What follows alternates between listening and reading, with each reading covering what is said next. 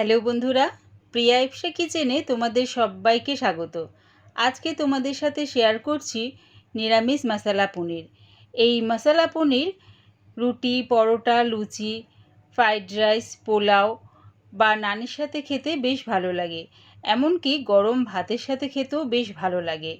নিরামিষ দিনে এই নিরামিষ মশলা পনির বানিয়ে খেয়ে দেখো, কমেন্টের মাধ্যমে জানিও কেমন হয়েছে। রেসিপিটা ভালো লাগলে প্লিজ আমার চ্যানেলটিকে লাইক, কমেন্ট ও সাবস্ক্রাইব করে দিও। আমি এখানে 400 গ্রাম পনির নিয়ে নিয়েছি। পনিরগুলো প্রথমে আমি ছোট ছোট টুকরো করে কেটে নেব।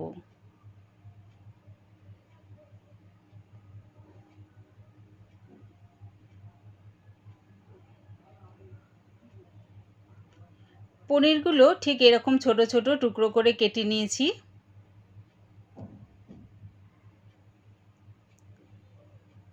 এবারে মিক্সির জারে দুটো মাঝারি সাইজে টমেটো কুচি দিয়ে এটার একটা পেস্ট বানিয়ে নেব। গ্যাসটাকে মিডিয়ামে রেখে একটা কড়া বসিয়ে দিলাম। শুকনো কড়ার মধ্যে 1 চামচ কাসুরি মেথি দিয়ে দিলাম। কাসুরি মেথি থেকে যখন হালকা একটা সুন্দর গন্ধ বেরোবে তখন এটা নামিয়ে গুঁড়িয়ে নেব। ওই কড়ার মধ্যে দিয়ে দিলাম 1 চামচ রিফাইন তেল। কিছু গোটা গরম মশলা নিয়েছি একটা জয়িত্রী, 1/2 চামচ গোটা গোলমরিচ, 2টো দারচিনি, 6-7টা লবঙ্গ, 4টে ছোটো এলাচ আর নিয়েছি অর্ধেক ভাঙা কাজু 1 মুঠ। সব কিছু দিয়ে তেলের মধ্যে হালকা নাড়িয়ে চাড়িয়ে একটু লাল লাল করে ভেজে নামিয়ে নেব। নামিয়ে এটা ঠান্ডা করে মিক্সির জারে দিয়ে পেস্ট করে নেব। কোনো রকম জল ব্যবহার না করেই এটার একটা পেস্ট বানিয়ে নেব। ওই তেলের মধ্যে দিয়ে দিলাম প্রায় 4 চামচের মতন আরও রিফাইন তেল। তেলটাকে প্রথমে গ্যাসটাকে হাই ফ্লেমে রেখে ভালো করে গরম করে নেব। এবারে দিয়ে দিচ্ছি পনিরের টুকরোগুলো। পনিরের টুকরোগুলো দিয়ে হালকা করে একটু ভেজে নেব। তোমরা যদি পনিরগুলো না ভেজে মশলা পনির করতে চাও তাহলে পনিরগুলো না ভেজেই করতে পারো। আমি হালকা করে একটু পনিরগুলো ভেজে নিচ্ছি। পনিরটা ভাজতে ভাজতে একটা মশলা বানিয়ে নেব। বাটির মধ্যে নিয়েছি একটুখানি জল। ওর মধ্যে দিয়ে দিচ্ছি 1 চামচ জিরের গুঁড়ো, 1/2 চামচ ধনের গুঁড়ো, আন্দাজ করে হলুদ গুঁড়ো, 1/2 চামচ লঙ্কার গুঁড়ো। ঝালটা সম্পূর্ণ তোমাদের স্বাদ অনুযায়ী ব্যবহার করো। আর দিচ্ছি 1 চামচ কাশ্মীরি লঙ্কার গুঁড়ো। এই লঙ্কার গুঁড়োর ঝাল হয় না, কালারের জন্য এটা দিলাম। সব কিছু ভালো করে জলের সাথে মিশিয়ে নিচ্ছি। এদিকে আমার পনিরগুলো দেখো হালকা লাল করে ভাজা হয়ে গেছে। এবারে আমি এগুলো নামিয়ে নেব।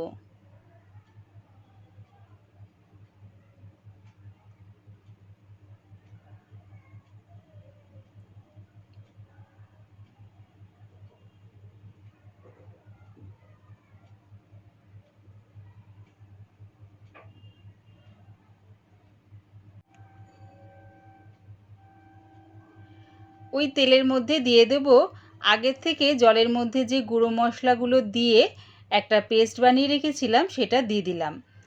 গুঁড়ো মশলাগুলো জলের মধ্যে গুলে তেলের মধ্যে যদি ছাড়া হয় তাহলে গুঁড়ো মশলাগুলো পুড়ে যায় না। সব কিছু দিয়ে 2 মিনিটের মতন আমি কষিয়ে নিলাম।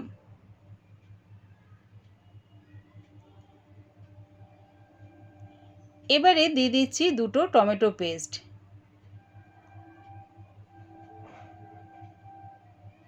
দিচ্ছি 1 চামচ আদার পেস্ট আর স্বাদ অনুযায়ী নুন। সব কিছু দিয়ে আবারও ভালো করে কষিয়ে নেব।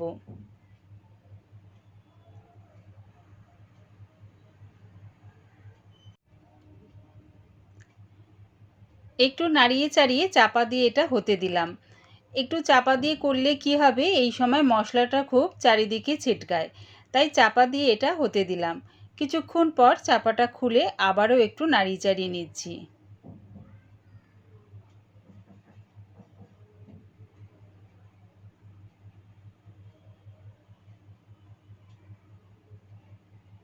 এবারে দিয়ে দিচ্ছি ওই পেস্টটা, দারচিনি, গোটা গোলমরিচ, কাজু, ছোটো এলাচ, লবঙ্গ, যে পেস্টটা বানিয়ে রেখেছিলাম সেটা দিয়ে দিলাম। সেটা দিয়ে সব কিছুর সাথে ভালো করে মিশিয়ে নেব।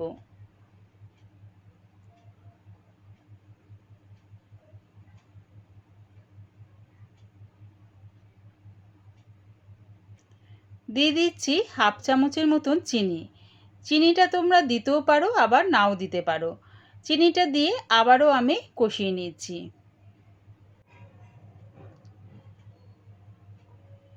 একটু কষিয়ে নিয়ে দিয়ে দিলাম এবারে মশলা ধোয়া জলটা। জলটা দিয়ে আবারও ভালো করে কষিয়ে নেব। আবার আমি চাপা দিয়ে এটা হতে দিলাম।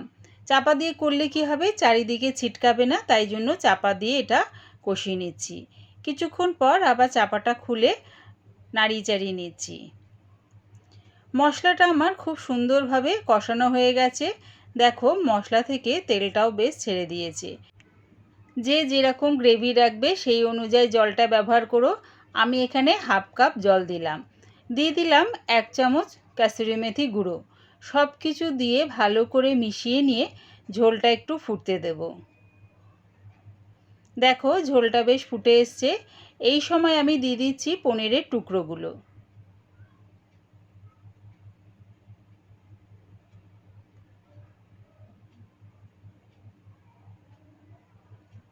পনিরের টুকরোগুলো দিয়ে ঝোলের সাথে ভালো করে মিশিয়ে আরও 1 মিনিটের মতন ফুটিয়ে নেব।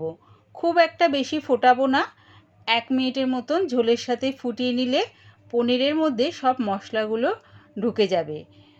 রেডি হয়ে গেছে আমার নিরামিষ মশলা পনির। একবার আমার মতন করে নিরামিষ মশলা পনির বানিয়ে দেখো, আশা করছি বেশ ভালো লাগবে। রেসিপিটা ভালো লাগলে কমেন্টের মাধ্যমে জানিও। পুরো রেসিপিটা দেখার জন্যে প্রিয়া ইপসা কিচেনের থেকে তোমাদের সবাইকে অনেক ভালোবাসা রইল। রেসিপিটা ভালো লাগলে বন্ধু ও আত্মীয়দের মধ্যে শেয়ার করে দিও। প্লিজ আমার চ্যানেলটিকে সাবস্ক্রাইব করে দিও।